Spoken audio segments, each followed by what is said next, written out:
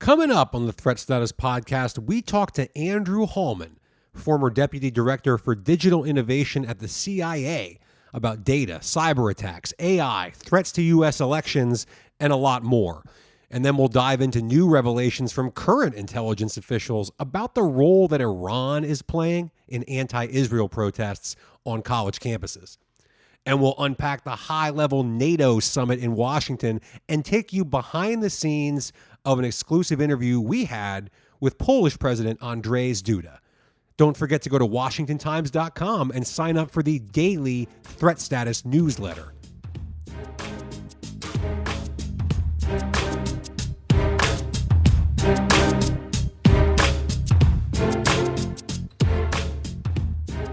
Hello and welcome to the Threat Status Podcast. I'm your host, Ben Wolfgang, national security correspondent at the Washington Times, and I am joined, as always, by my esteemed co-host, Guy Taylor, the national security editor here at the Times. We've got a pretty informative and I think unique show today where we'll get an inside perspective from a former top CIA official on the digital challenges confronting the U.S. today and how the IC collects and analyzes an absolutely massive mountain of data that's out there today in the 21st century. But before we get to any of that, as always, Guy, what's on your radar right now? It's great to be here, Ben.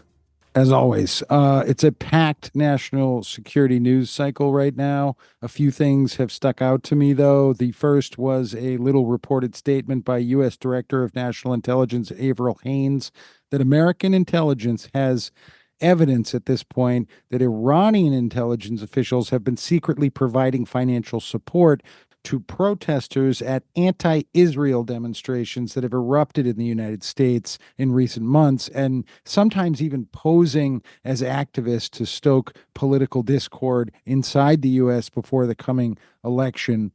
A second item on the intelligence front was an eye-opening briefing the other day that ODNI officials gave, in which they warned that foreign adversaries, including Iran, Russia, and China, are using artificial intelligence now as a, quote, accelerant, end quote, actually like a malign accelerant, to spread digital disinformation, including deep fakes aimed at manipulating Americans and sowing public doubt around the coming U.S. presidential election. One of the officials on this briefing said that U.S. intel is monitoring foreign actors who are seeking to create deep fakes of politicians and flood the information space with false or misleading information. Okay, this is pretty wild stuff, Ben.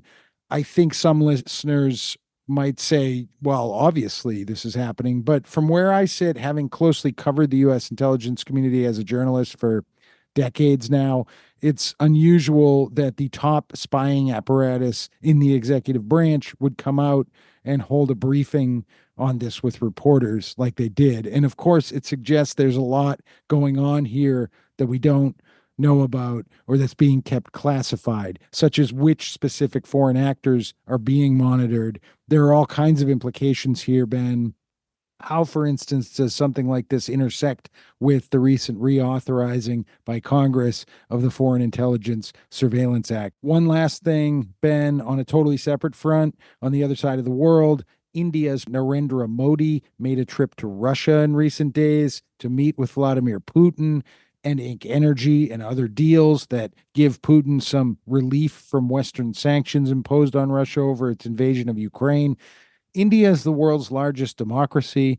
Putin's government in Russia is the world's perhaps most aggressive authoritarian government. The warm Modi-Putin relationship represents a kind of conundrum for U.S. foreign policy strategists. Modi's visit came as leaders from other major democracies were all visiting Washington in recent days for the NATO Leaders Summit. Not a coincidence. I think the timing of this. And there's a lot of interesting stuff, Guy, coming out, as you know, of the NATO summit here in Washington. There's this notion of a, quote, ice pact, which will see the U.S. join forces with Canada and Finland to build more icebreakers and other ships capable of operating in the Arctic. The U.S. right now, of course, has only 2 functional icebreakers compared to Russia's fleet of more than 40. So that makes this really important in the event of an eventual clash in the Arctic with Russia or possibly even China, which increasingly has its own interest and claims in that region. Speaking of China, this is to me one of the most interesting and fascinating parts of the summit so far. The NATO alliance in an official document labeled China a quote decisive enabler unquote of Russia's war in Ukraine, and that's really important. China has been careful not to provide, or at least not be seen, providing direct, overt military support for Russia. In other words, they're not sending Chinese fighter jets or missiles to the front lines in Ukraine for the Russian army to use. But NATO singled out China's large scale support for the Russian industrial base. In other words, while they're not providing the weapons directly, they're providing raw components to make them and essentially helping Russia keep its war machine moving along. China responded to all of this by saying that its trade with Russia is perfectly legitimate. It's in line with WTO guidelines, and a Chinese foreign ministry spokesman even said that NATO has, quote, sinister motives, unquote, by trying to hold China responsible for Russia's aggression in Ukraine. So why is this so noteworthy? There's a couple of reasons, but to me, this is the big one. Guy, you're seeing, we've talked about this before, you're seeing global alliances deepen and battle lines being drawn all over the world here. You recently had Russia and North Korea, for example, sign a mutual aid pact. Some analysts have pointed out that in theory, that could bring Russia into a China-Taiwan standoff because China also has a mutual defense treaty with North Korea, which now has a mutual aid pact with Russia, and so on, and dominoes start to fall. And NATO now is getting a lot more assertive in its language toward China. Of course, NATO has Article 5, which considers an attack on one to be an attack on all members. So very high stakes dynamics at play. And here's one more quickly. NATO declared that Ukraine is now on an irreversible path to membership in the alliance, essentially a matter of when, not if. This is something Ukraine has been pushing for a long time. NATO doesn't want to bring them into the alliance right now, largely because of Article 5, as we just mentioned, because all of NATO could, in essence, be at war with Russia overnight if Ukraine joined the fold. So that means that Ukraine's membership, while it's irreversible, has to wait until the war is over, whenever that is. This is something Guy and I discussed earlier this week in an exclusive interview we had with Polish President Andrzej Duda, who, of course, is in Washington for the NATO summit. He had some really important things to say on this and other issues, including he would never support any ceasefire that would give Ukrainian land to Russia. But it was his point on NATO membership for Ukraine that really struck me in that interview, Guy, because he was as forceful as I think anybody this week in pushing for a formal invitation for Ukraine to join NATO. But even he acknowledged they can't join until the war is over. So I guess I'm wondering, does irreversible really mean irreversible? You can make an argument Russia's been at war with Ukraine since 2014 when it annexed Crimea. The stalemate in the Donetsk could drag on for forever, right? And then Ukraine just never gets to join. What did you make, Guy, of what Duda had to say on this irreversible NATO membership for Ukraine question? I think it's really interesting, Ben. For me, the more important thing that Duda told us in this exclusive interview was he really took a firm stand that no Ukrainian territory can be ceded to Russia in any kind of a peace negotiation over to end the war in Ukraine or reach a ceasefire. And not only did he go to lengths about that with us, he went further by basically saying that reborn Russian imperialism must be punished. So he got on a pretty hawkish soapbox during the interview, which was really interesting. The whole experience of getting a head of state interview with President Duda was amazing from a journalistic standpoint. I've been in a as have you in several high level interviews like that over the years. I went into it trying to, realizing we were going into the Polish president's space and he's moving at a high clip with hundreds of people working for him and briefing him constantly.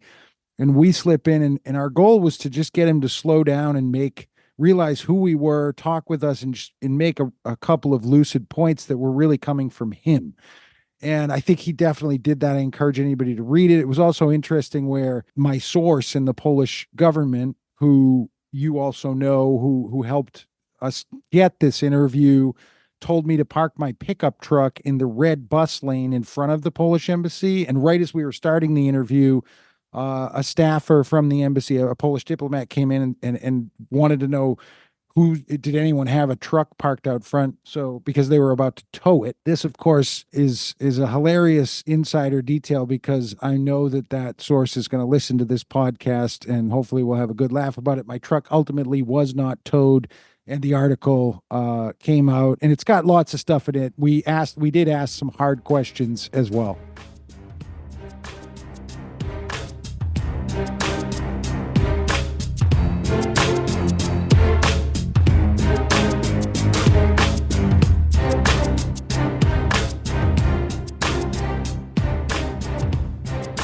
And we are pleased to be joined now by Andrew Hallman. He is the Vice President, National Security Strategy and Integration at Peraton.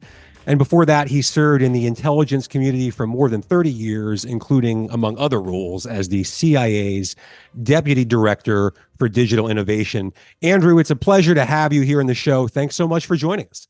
Thank you, Ben. Pleasure to be here. I want to ask you, I saw something you wrote recently. You called data the new, quote, tip of the spear, unquote, in national security. I'm wondering, just as kind of the broad 30,000-foot question to get us started here, if you can explain a little bit what you mean by that. And then relatedly, I'm curious if we're ahead of our adversaries, we being the U.S., ahead of our adversaries right now in terms of how RIC is able to collect and analyze what is just an ever-increasing amount of raw data out there that has to be looked at. Yeah, great question to start with. I think the first thing you have to do is start with the context of how the threat landscape has changed. Certainly, we've, for many years, been faced with these strategic adversaries, Russia, China, increasingly Iran and North Korea, and those are all really important threats to understand. And they were historically have been from the standpoint of economic and military competition and potential military conflict. The reality of the way that the threat environment has evolved is part by virtue of technology is we've been drawn into this spectrum of competition and conflict that has driven us really into the digital kind of a digital battlefield. While you still have the distinct threats from Russia, certainly proximally, here we know with the conflict in Ukraine, you have China emerging as probably our most important top priority peer adversary in a number of fronts, both militarily, potentially in a potential effort to take Taiwan, but also in the context of how it has very insidiously displaced us on the world stage, or has tried to displace us on the world stage. And through this competition with us economically and through influence around the world, has driven us into this broad spectrum of what I'll call the intelligence and digital warfare spectrum, which is short of or left of the kind of kinetic conflict that we're all familiar with. And so what this means is when you think about that context of the threat landscape and the diffusion of power around the world, when you think about shifting adversarial alliances such as Russia and China and North Korea more recently with Russia, and you think about the democratization of emerging and disruptive technology, and then this very insidious attack on our fundamental values, how this has come to play certainly in front of us with the elections. But so the threat landscape has evolved, it's become more complex, it's more diffuse. But it's also the operating environment has become more challenging for us, both in intelligence and other national security partners. You know, we focus a lot on the technological aspects of artificial intelligence, quantum computing, advanced telecommunications, proliferation of sensors, any kind of advanced computing power, Internet of Things. Those are all important individually, but it's the convergence of these technologies that presents this continuum of a digital battlefield. And so that's most palpable when you think about efforts by, say, China or Iran or Russia, or even non-state actors to conduct cyber attacks against us, to steal our intellectual property, our privacy, to conduct espionage against us, and even to put at risk our critical infrastructure. For example, efforts by our peer adversaries to pre-place or pre-position dangerous exploits that could be later used in a potential conflict. And this pre-positioning is very, very threatening to us. Andrew, it's Guy Taylor. There's a ton of stuff to unpack there. Speaking of the pre-positioning of dangerous exploits by foreign adversaries in U.S. systems, this notion of living off the land, so to speak, inside U.S. digital systems. How concerned are you, or how concerned should the American people be about Chinese, Russian, or other adversaries hacking, cyber attacks, data theft?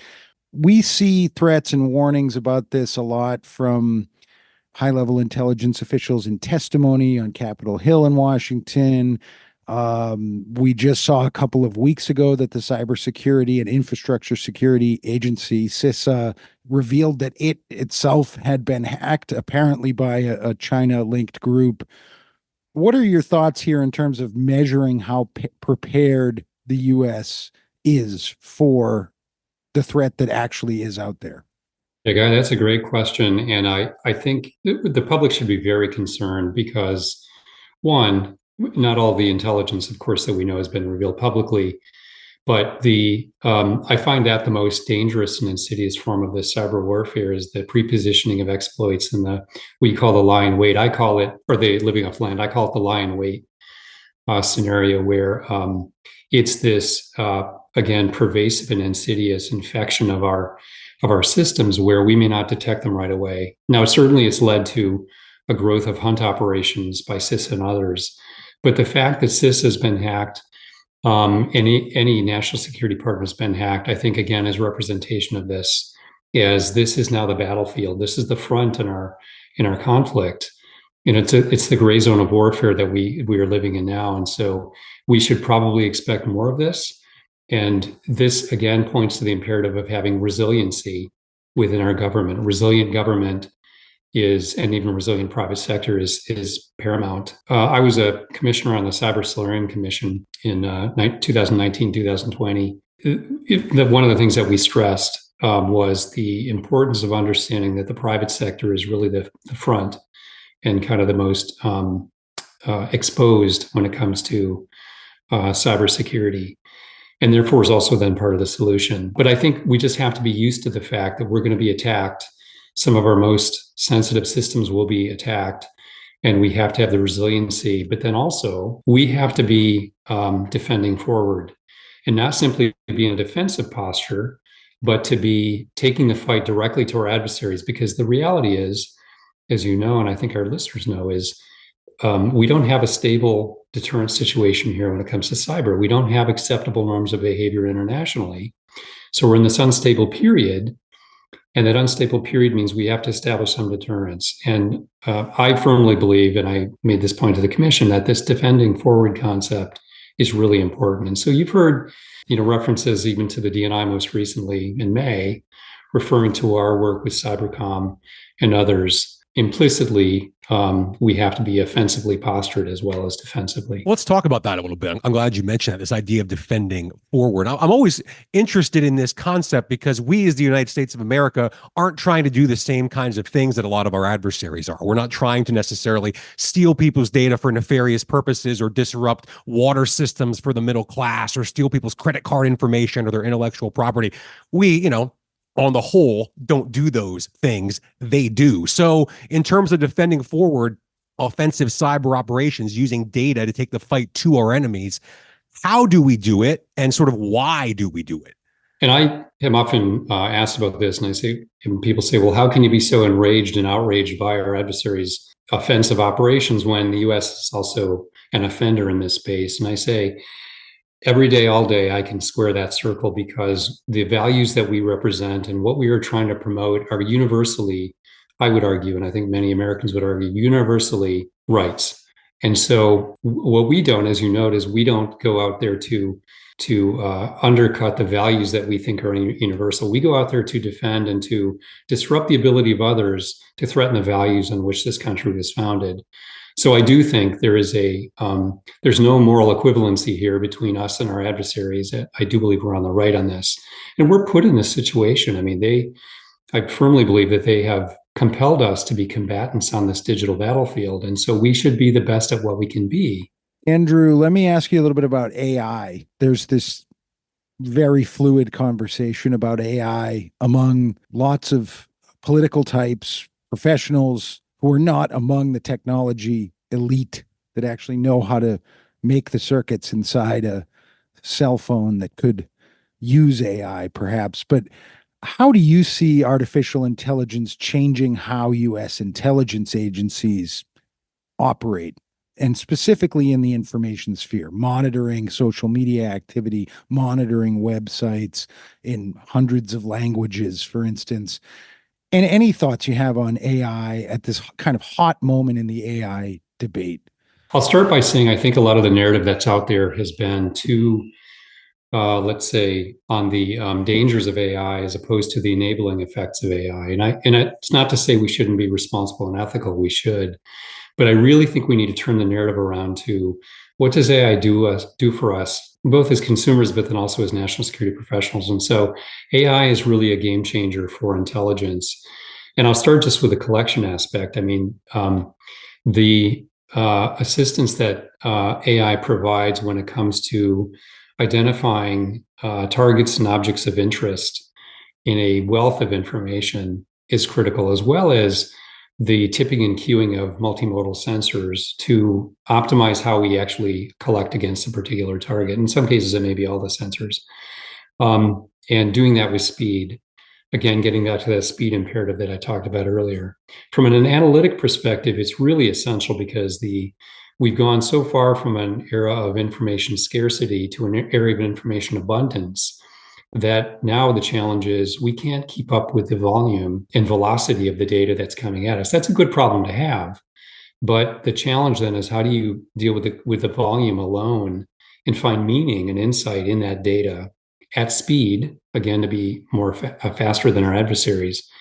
And you have to have artificial intelligence do that for you. And so certainly generative AI has really been, most recently been explosive on this scene. And there's been great strides in the community as far as leveraging the power of generative artificial intelligence and other forms of AI and machine learning before that. With regard to staying ahead of U.S. adversaries, we actually had ODNI hold a background briefing with reporters in recent days talking about U.S. adversary use of AI as an accelerant for spreading disinformation through deep fakes and other things.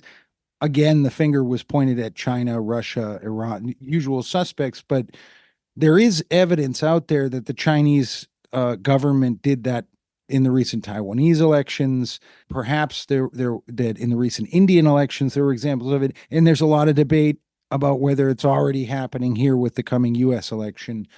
Are we actually ready for that and capable of getting private social media companies to see it, take it out of the space? The public should be very concerned about this because not only the efforts are increasing, I would argue, and the examples you note, the DNI has spoken publicly about this, but the use of technology, and AI in particular, to generate these artificial signals that distorts our political and social discourse is very real. So I think, and it's already present here in the coming election in the US, it's already present. And it's really beyond, it's before you even get to the ballot booth. It's about how it distorts us as Americans and divides us as Americans and makes choices for us, because what they're doing is shaping how we think about candidates and elections before we even step into the ballot booth to cast our vote. And so the effect is very insidious. We should be very concerned about it. We should also be very vigilant in defending against it. And this is the reality, in that, boy, the use of artificial intelligence now and the ability to conduct, again, very tailored messaging, culturally relevant at speed, is a real danger for us. So we have to get better, again, as being combatants on this battlefield in detecting, one, and two, responding to that kind of artificial signal in that distortion of our discourse. Andrew, one last thing here to wrap up while we're on the subject of the private sector. I've been really fascinated with covering the Pentagon, sort of this interplay between the traditional side of the defense industry and the disruptors of Silicon Valley, and how quickly things are moving and how fast they innovate, and how that's going to play out, I think, over the next few years. Is going to largely be the story of what the U.S. defense industrial base is going to look like and where it's going. I'm curious how that looks on your side of things in terms of data and in the IC. I mean, the private sector and the government obviously have very different motivations and very different objectives for what they're doing. So how does that play out, and what's the interplay between those two entities when we talk about innovation? Because as Guy points out, the private sector is playing an increasingly central role in matters that have a direct impact on U.S. national security. So how do those two parties interact going forward, and how important is that interplay between them? Yeah, and it's not just because I'm in the private sector now, but I believe this strongly when I was in government, of course, heading a digital innovation directorate. But they're indispensable partners. The private sector is to the government, because the reality is the economic growth that we've been accustomed to, and the innovation and the investment that we've had in the private sector has turned the tables of innovation occurring primarily, I would argue, technologically in the private sector. For the government, the defense and intelligence sectors in particular, and defense has embraced this well, is really it's about the agile acquisition vehicles and this really tight partnership with private sector, where the focus of government should be how do we assimilate that fast and then modify our tradecraft with the assimilation of that technology into our mission space. That's where the sweetness comes in. And I think there's a lot of good progress in this, but I think we have a ways to go yet to make that fast partnership that brings the waves of innovation of the private sector to intelligence missions in a faster way. In-Q-Tel and IARPA and all these other organizations have really done a good job, but we need to be better at that. We need to be faster, no question. Andrew Hallman, thank you so much for joining us here in the Threat Status Podcast. Thanks, Andrew. Thank you, Ben. Thank you, Guy.